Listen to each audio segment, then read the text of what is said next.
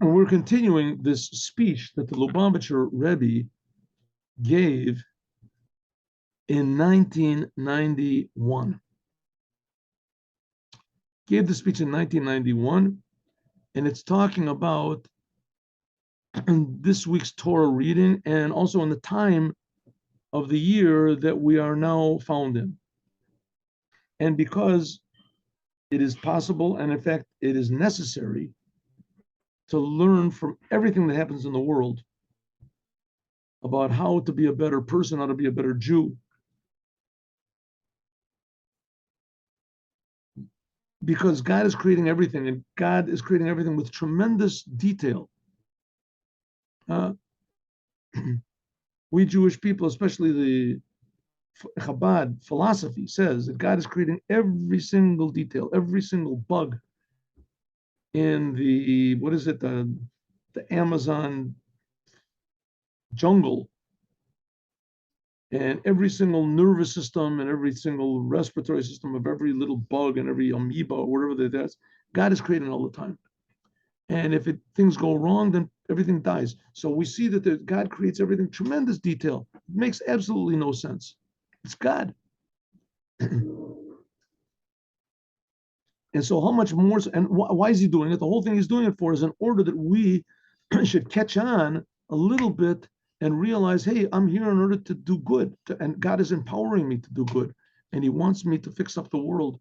And I can do it. And everything you look at, everything should be there to give you enthusiasm and encouragement and direction, understanding to serve the world.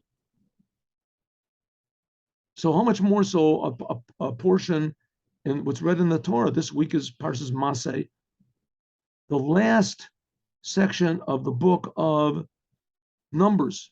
The book of Numbers is the fourth book of the Bible, and we're right in the end of it. And we're also happen to be now in what's called the 3 weeks of mourning, of retribution, whatever it's called, the 3 terrible weeks between which led up to the destruction of the temple. First temple, second temple, on the 9th day above. It says, okay, one thing we see in these 3 weeks is that in the 3 weeks falls the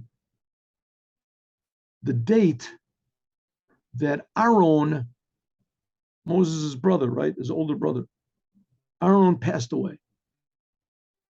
Aaron died. It says clearly in the Torah, the only person in the Torah that it says clearly, 5 books of Moses, that says when he died clearly, right? Not Abraham, Isaac, Jacob. It says clearly that Aaron died on the first day of the month of Av, first day of the 5th month. First day of the 5th month. And he died right in the middle of this time, Aaron. And Aaron is very, very important.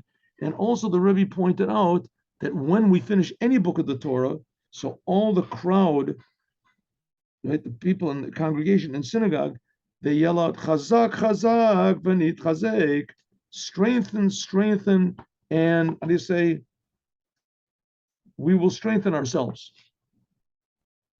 Strong, strong, and become strong. Something like that. Chazak, Chazak. So this is talking about 3 different types of strength, which corresponds to the 3 different temples, the 3 different exiles that the Jewish people were taken from. Okay, that's what we talked about. Now we're talking about Aaron. Remember? And we said that Aaron, let's just go quickly. We did this yesterday, but let's just, Aaron, what can we learn from Aaron? Aharon, his name. Aharon, his main thing is love.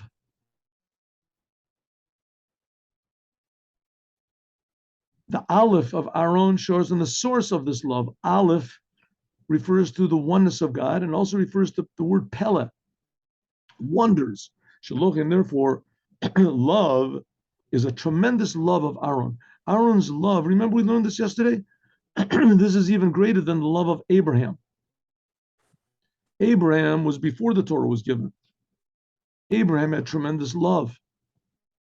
But nevertheless, Abraham's love came from himself. He had to do it all on his own, which is not the case, the level of but nevertheless, this level of Abraham's love was limited according to the creation. But the love which Aaron had, this is a love which was after the Torah was given. And also there was the whole Jewish people with Abraham. They didn't have all the Jewish people. He was the only Jew. He had his son. He lived for a while when his grandson was also alive. This is above Ishtalshlut. This is Aaron's love was a gift from God. That's what's it's a revealed gift. It's so to speak, it had nothing to do with the creation. It was pure God's love. That's what it says, that the love, tremendous love, is also in the letters of Aaron's name. We can see Aleph, Hey. These are the first letters of Ahava,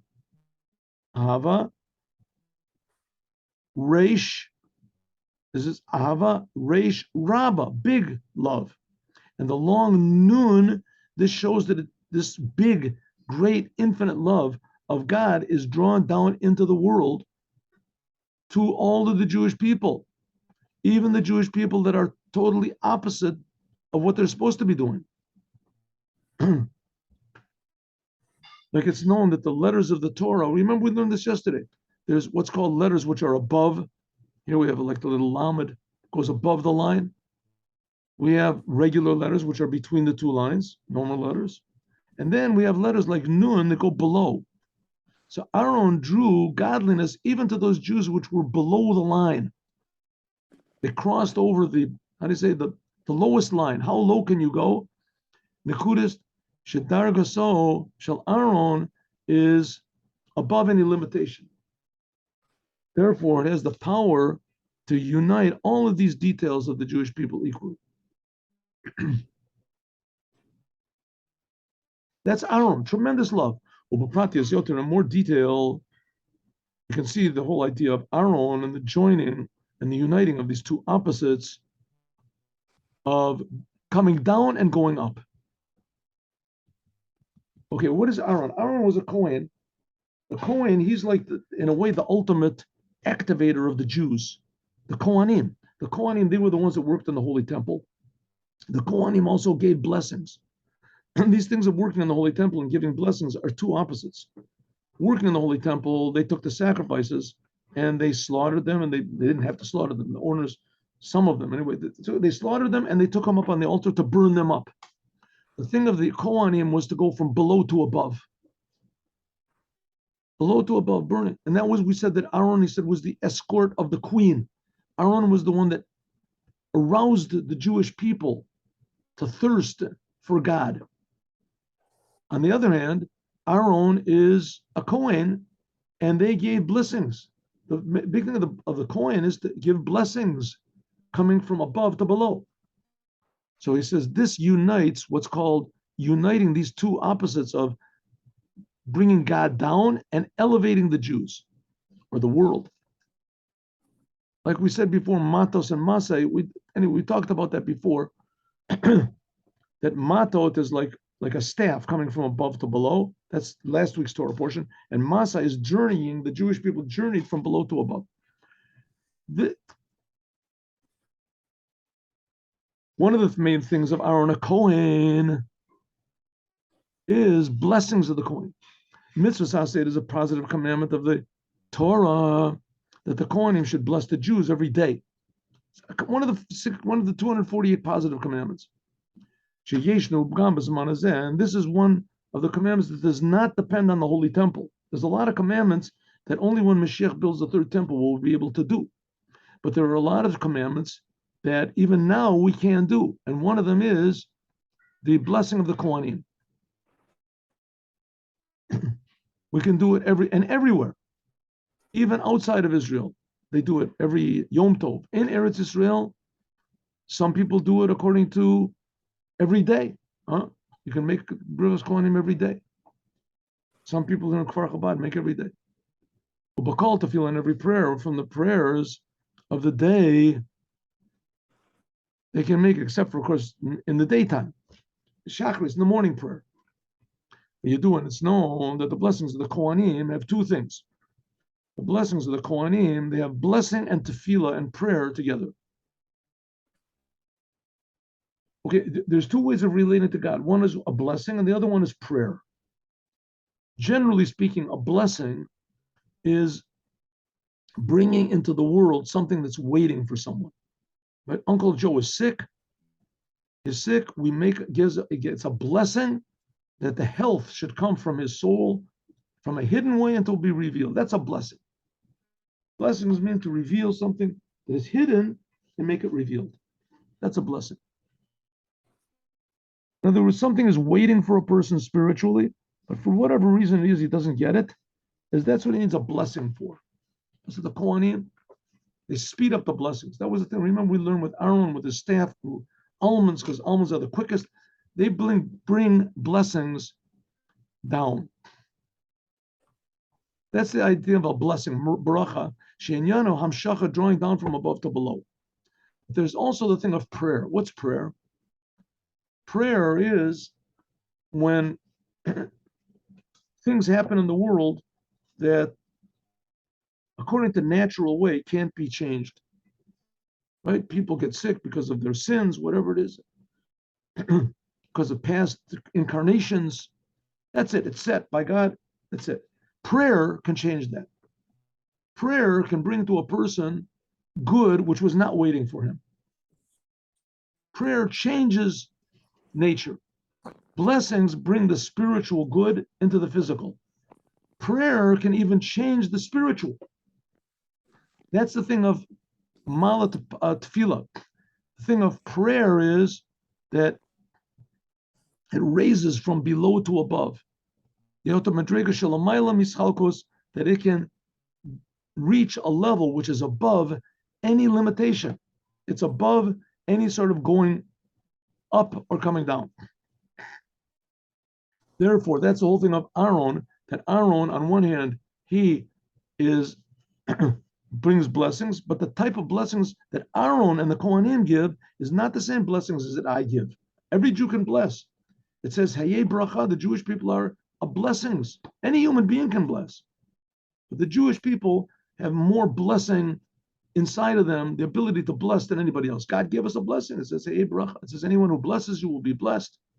And Bilam said, Jewish people have the ability to draw down what's concealed in the upper worlds to the lower world. That's everyone has this ability, but the Kohanim, they have the ability to bless. That their blessings have also the quality of prayer. They can draw down things that aren't even waiting for a person. That aren't even waiting, right? This person was meant to be poor. His whole life he was going to be poor, and that's it. He gets a blessing from a Kohen. The same thing was also true with the Lubavitcher Rebbe, big tzaddikim. You can get a blessing from them, and they can give you something that wasn't even waiting for you. Change nature. Famous story about the Baal Shem Tov, that he gave a woman a blessing, and she didn't have any children. And he gave her a blessing, and she said, thank you very much. And she left, and a couple of minutes later, he started dancing, tremendously happy. He was with his pupils. His pupils said, well, can you explain what happened? If not, we'll accept it. He said, this lady came into me, she asked me for a blessing for children. And I looked in all the heavenly books, and I saw that she couldn't have children. It was impossible. It was written for her. That's it. She's never going to have children. It's a punishment. That's who knows what. Anyway, spiritually, X. She was out of the books. She couldn't receive. So she started crying to me and begging to me. And I refused her. And she begged. And so I prayed. And there came out a voice that said, and I gave her a blessing. She'll have children. Now, the fact of the matter is that if a righteous Jew makes a decree, is God has to follow it. Tzaddik gozer v'kodesh baruch hu makayem. So I gave her a blessing. She's going to have children. When she left, I heard a voice coming out from heaven saying, Al Shem Tov, you did something you shouldn't have done. You went against the decree of God. This woman was not supposed to have any children. Because of that, you have lost your portion in the world to come. You have lost your portion in the world to come. And that's why I was dancing.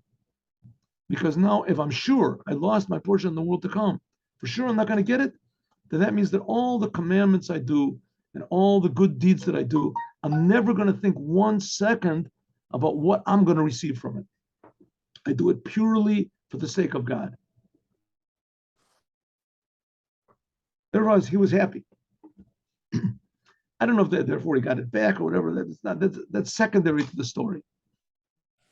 So that's the idea that prayer can change decrees.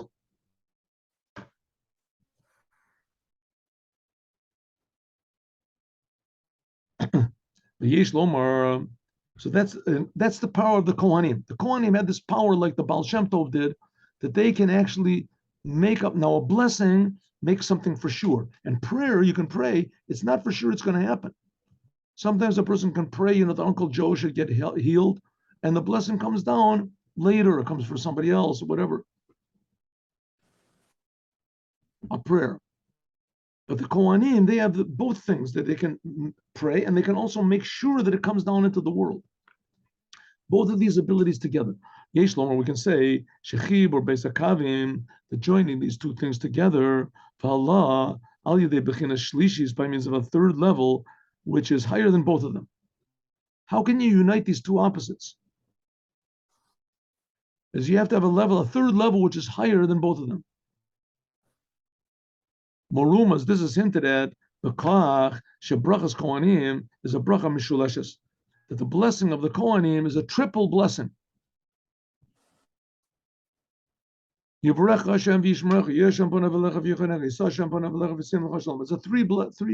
a triple blessing. This hints at there's what's called blessing from above to below. There's prayer from below to above. And then there's a power which unites both of them. And this power which unites both of them is higher than both. This is like from God's essence. And that's what the Kohanim have the ability to do. According to this, Yesh Lomer, we can say that this is hinted at in the years of Aaron. Aaron was 3, 20, and 100 years old when he died on Har HaHar. Is the last two of the Torah readings in the book of Numbers. Hello?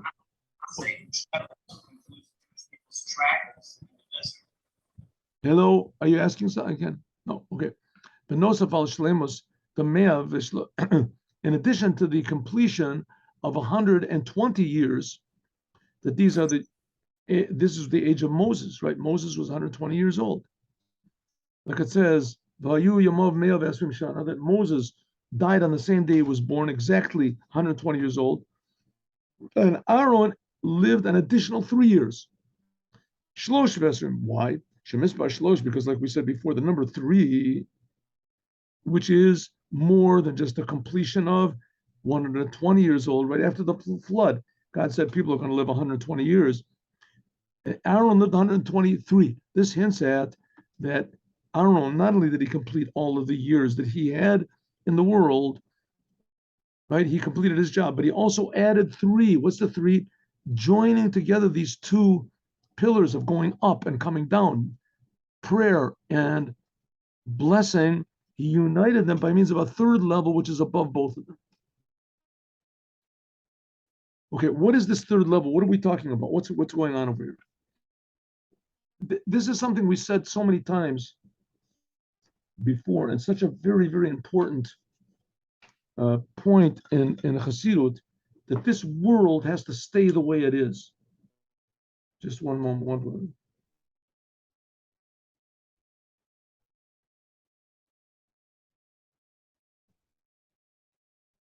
Just 1 second.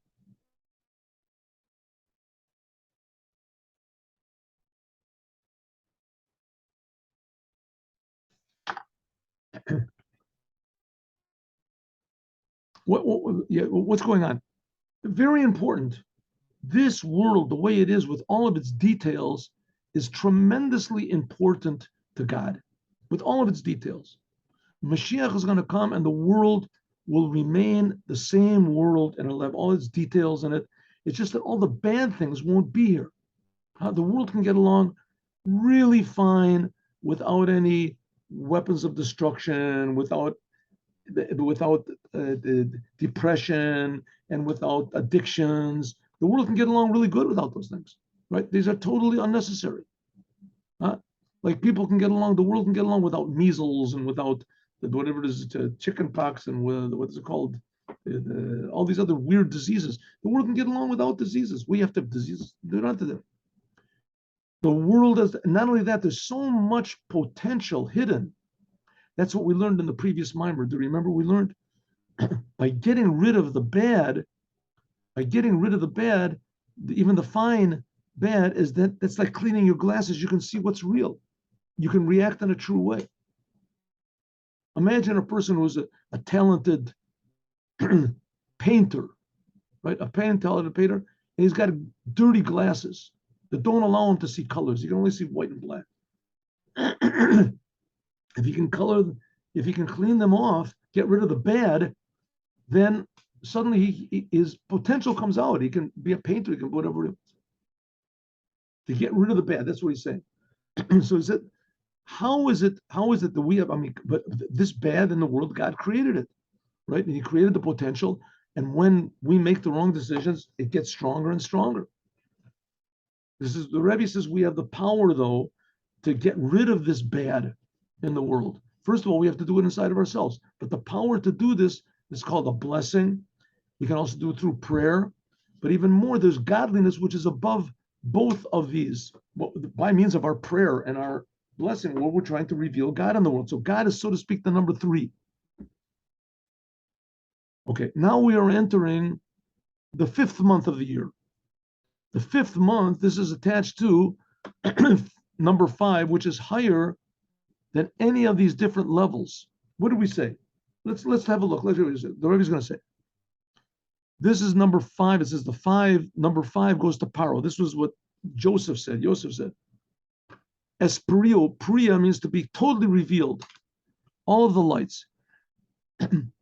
Also, the first day of the 5th month. That's when Aaron died, right? First day of the 5th month. The first day, this is attached to the oneness, which is above any division. That's the whole thing of Rosh Chodesh. The first day of the month. That's going to be this Friday. There's number 1, which is above and beyond any sort of division, the true oneness of God. Yeshlom, we can say, Shebezeh, like in a person, right? A person, when his health is revealed inside of it. Health, what is health? Health is like an amazing thing. Can you explain it? Your soul? It's just something that unites your head with your feet, with your ears, with your understanding, with love and fear, all of your personality and all of your body and all of your soul and everything. It's all united by life, right? That's like the number 3 that's above the 2. 2, there is the whole body is always pulsing, right? You're breathing, your heart beats, everything. But that's the going and coming. That's like these 2 opposites of prayer and blessing. Blessing is coming down and prayer is going up. The one thing that unites them all, that's life. The same thing was with the whole world. And that's the whole thing of the whole world.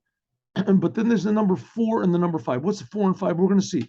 Let's see, we can say Shebezeh, the Torah writes clearly that the passing away of Aaron, namely finishing all of his service in the world, was on the 5th month, on the first day of the month. This hints at the one point of all of his deeds and all of his Torah and all of his service that he did his whole life. One. You ever hear that before? A person before he dies, his whole life flashes in front of him in 1 second. Well, the fact of the matter, it's true. It's true. If a person his whole life did good things, that all flashes like the sum total of it, the last moment. This is the one which is above any divisions, above any sort of levels. This unites all of the work of the Kohanim, the prayers, the coming down, the sacrifices, the blessings. Heim benogeh la'achdus, and also regarding all of the different levels of the Jewish people, which that we said before, that's like the clouds of glory that embraced everyone, all the Jews. So God values tremendously uniqueness and division. Very, very important that everyone is different and that everyone has a special talent and ability and potential. Everyone is different, but on the other hand, everybody is the same. How are they all the same? First of all, they're all creations of God. Second, another thing that they're saying is they're all part of this whole one big puzzle, which is called reality. And everyone has to give his portion. Shekals and Naseh, this is made by some level which is above even the number 3. That's the number 5, which is higher than Medaga Shlish, the 3rd, and even from the 4th. Shabon Nikera Sheikhos, the base of Kavim, these 2 levels like we said before. So what are we trying to say over here? We're trying to say the unity of the world, the unity of God. Remember, we learned in the previous moment the upper unity, the lower unity of God. Let's say takes an example, a person that was sick, right? So a person's sick, so he gets better. So he's always grateful that he's better. He's always remembering how sick he was. Let's say a person could be so healthy, right? He draws from a higher source of health. Namely what? That he starts to work. He's not just so happy that he's healthy, he's not sick anymore, right? Everything is now, his heart wasn't working, his lungs weren't working. Now everything, it's unified. What does he use this unity for? To remember how he was sick and how he got better, and he was sick and he got better, and now he's healthy and better. That's wonderful. The fact this is wonderful. So that's the number 3. This health is something which unites all of his limbs and his organs and everything. Okay, but you have to, I say, move on. You have to go to a higher level than just uniting all of this disharmony that was called sickness. So we have sickness, that's like two opposites working. Health is number 3 that unites them together. But then there's number 4, doing things, forgetting about just that I'm healthy, doing things. And then there's number 5, which is even higher than that, a new level of potential realizing in yourself. And we can add on that this is the whole idea of the 5th month. And the first day of the 5th month, that's when Aaron passed away. This is a preparation to the 6th month, which is the month of Elul. Ani ledodi li. I am to my beloved, and my beloved is to me. God loves us. We love God. This is an elevation which is completely above hala milamata lamayla, an elevation. I go to my beloved, and a drawing down, and my beloved comes to me. That in the beginning of these letters, ani ledodi, I am going to my beloved. This is a whole new way of serving God, that we feel how much God loves us and how God appreciates us. This is drawn down, and this then comes to what's called the 7th month. That's the month of Tishrei, Dodi Li. That's how God comes down to us. The unity which is above any sort of hint at division. So what do we say? The number 3 that unites, the number 4 that makes us taking this unity and doing something with it. Number 5 is even a higher level. What about the number 6? That's Elul. That by means of this, we can join all opposites together. Godliness is infinitely, infinitely good, infinitely more good than we can imagine. That these 2 levels of from love, from below to above and from above to below, ani ledodi li, that my beloved, that God loves us and we love him. That's good. That's in the 6th month. That's even above the number 5. We are now going into the 5th month. That's the month of 5th month, which we said that makes us totally forget about this opposites and being healthy and utilizing our health and etc.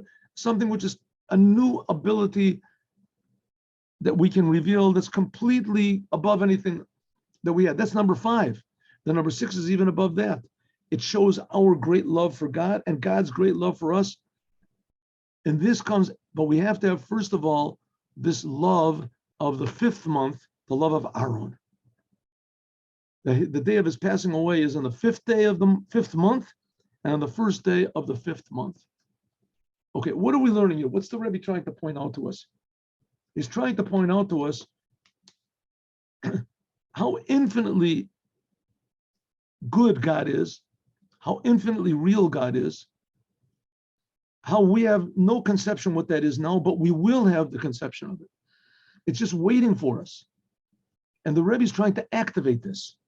He's trying to activate our connection to the creator of the universe and letting us know that if we do really connect to the creator of the universe the way we should, then that's only like the number 3, which resolves the two opposites. Above that is higher levels, the number 4. And now we're going into the 5th month that we have the ability to receive that blessing of our own, this tremendous love that God has for us and that we have for him. As we'll talk about more, God willing, tomorrow. Let's do the Yom Yom here.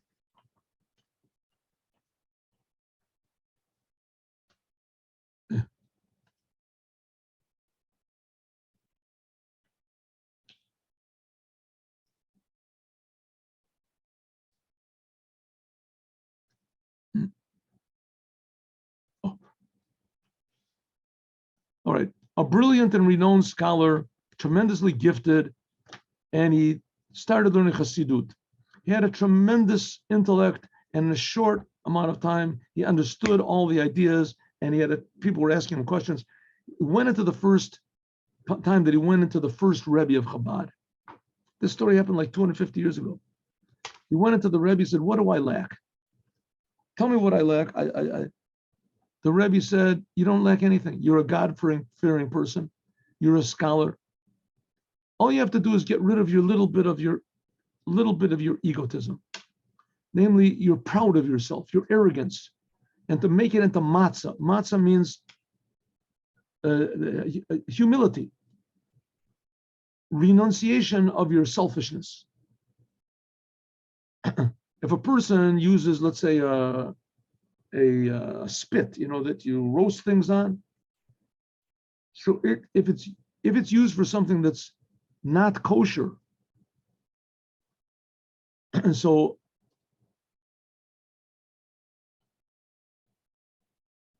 it could be that you think, listen, after all, the spit, I roasted on it a rabbit or something, a non-Jew roasted on a rabbit. So you can think, listen, the spit was over the fire, so it's okay. But the fact is, it's not. It's swallowed up a little bit of the taste of this rabbit.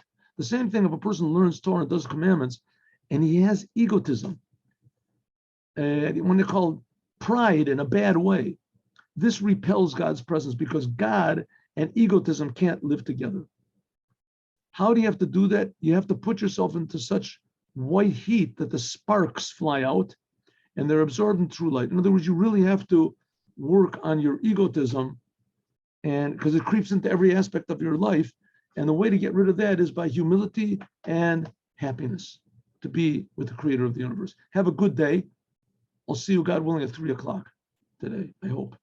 Yesterday, there was no class at 3:00 because of extenuating circumstances. Have a good day. Shalom uvracha.